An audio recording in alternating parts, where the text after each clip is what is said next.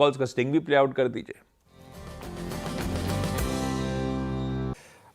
Sachin, good morning. Sachin, आपके पास buy trade या sell trade? Good morning Anuj ji, good morning Ashish ji, good morning to all the panelist.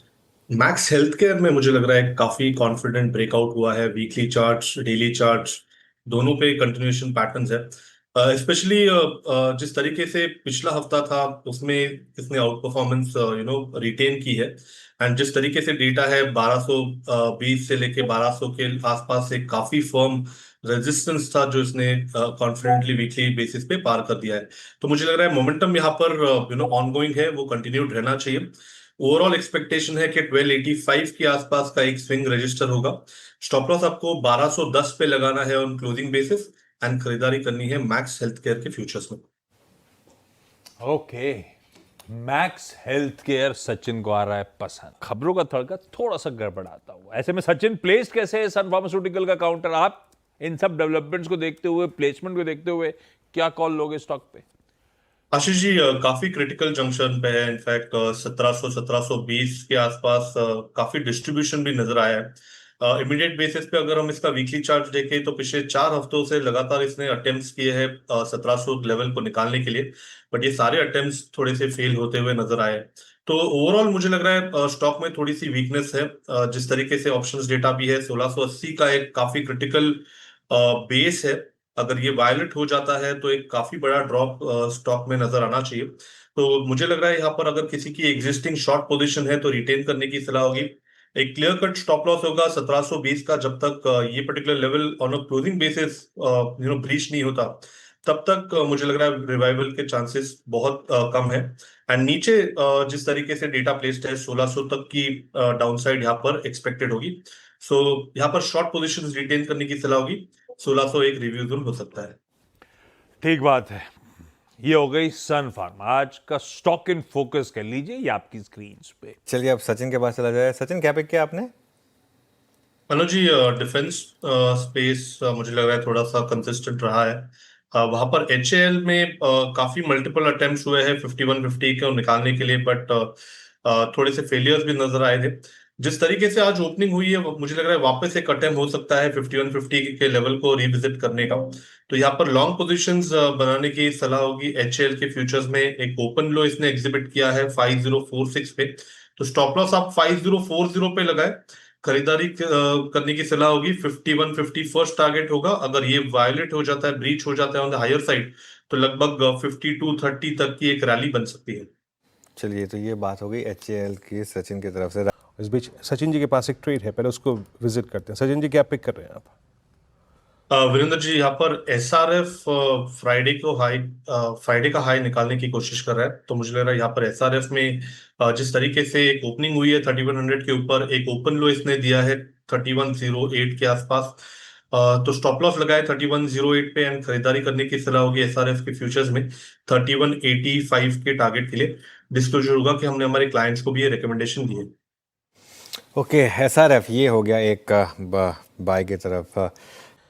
Cement में क्या है आज? अल्ट्राटेक सीमेंट करीब करीब 1% ऊपर आके ट्रेड करता हुआ, क्या कुछ महत्वपूर्ण है?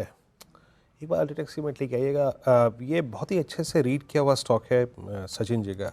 सचिन जी, एक कोलैप्स था इसमें इनिशियली मेरे ख्याल से जून फर्स्ट वीक में, और उससे पहले आप मई के लास्ट को भी देखिए।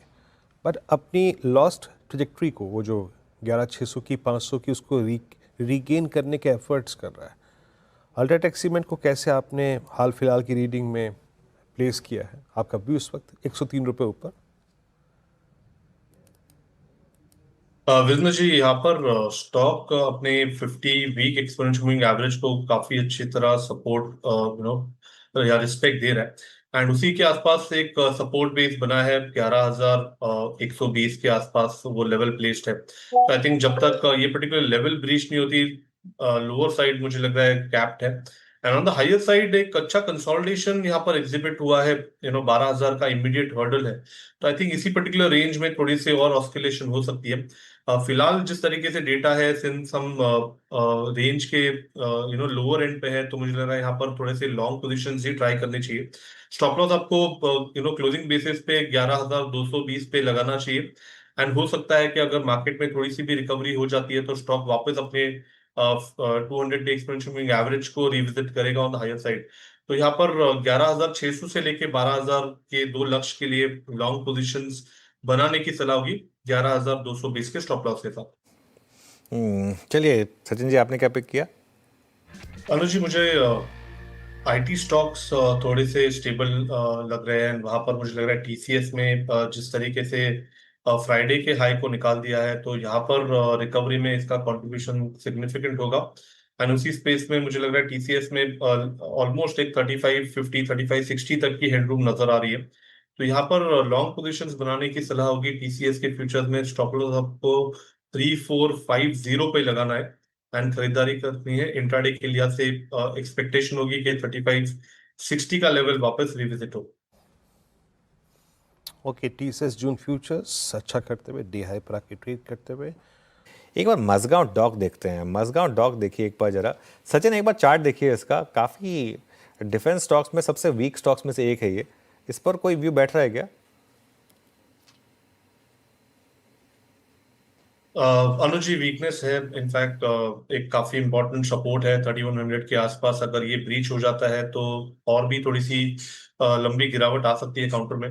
ऑलरेडी इसका जिस तरीके से ट्रेंड है वो ऑन द वीकर साइड रही है। तो आई थिंक यहाँ पर जब तक एक रिकवरी नहीं होती 3240 के ऊपर तब तक मुझे लग रहा है थोड़ी सी वीकनेस कंटिन्यूस रहेगी। ऑन द लोअर साइड जैसे मैंने बताया 3100 काफी इंपॉर्टेंट सिग्निफिकेंट सपोर्ट है। बट मुझे लग रहा है क्लोजिंग बेसिस पे इसको थोड़ा सा मॉनिटर करना चाहिए। तो यहाँ पर फ्रेश शॉर्ट पोजीशन इमीडिएटली लेने की सलाह नहीं होगी। अगर किसी की एग्जिस्टिंग शॉर्ट है तो मुझे लग रहा है 3240 का एक ट्रेलिंग स्टॉप लॉस जरूर रखें। एंड अगर 3100 के नीचे की क्लोजिंग एस्टैब्लिश होती है तो मुझे लग रहा है 2800 2840 तक की डाउन साइड ओपन हो सकती है इस हफ्ते के लिए। मजगांव डॉक में सॉफ्टनेस है, भारत डायनेमिक्स मजगांव डॉक में सॉफ्टनेस है। काम करते हैं, इस शो को यहाँ समेट लेते हैं। हमारे साथ अगले शो में मानस जी और सचिन जी कंटिन्यू करेंगे। चलिए अब चलते हैं एक बार आपको क्रम समझाने के लिए। 10 के दमदार ट्रेड्स में हमारे साथ सचिन उत्तेकर और मानस जायसवाल पिछले शो से बने हुए हैं। साथ ही अमित सेठ और सोमिल मेहता भी अपने टॉप ट्रेड्स के साथ जुड़ेंगे। सचिन जी, आपके दो ट्रेड्स।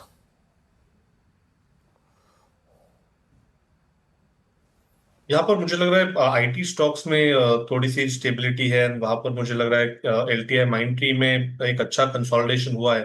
तो मुझे लग रहा है यहाँ पर कंटिन्यूएशन ऑफ स्ट्रेंथ नजर आनी चाहिए।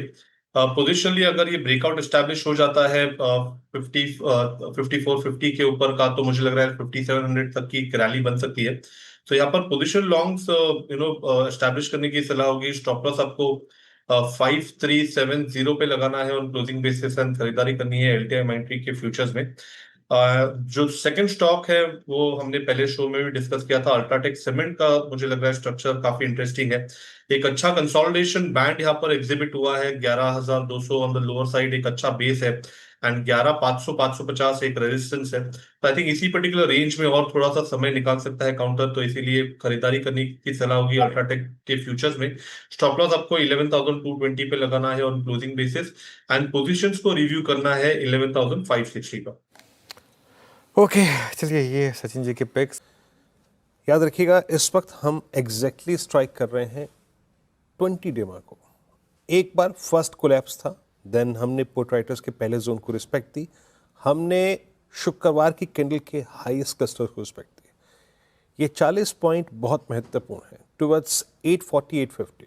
अगर ये 50-40 पॉइंट हम एब्जॉर्व कर गए तो निफ्टी अच्छा पोटेंशियल रखता है हायर साइड। याद रखिएगा 10-20 से पहला रिएक्शन आया, लेकिन सेकंड जो अटेम्प्ट होता है वो क्रिटिकल होता है, क्रूशल होता है।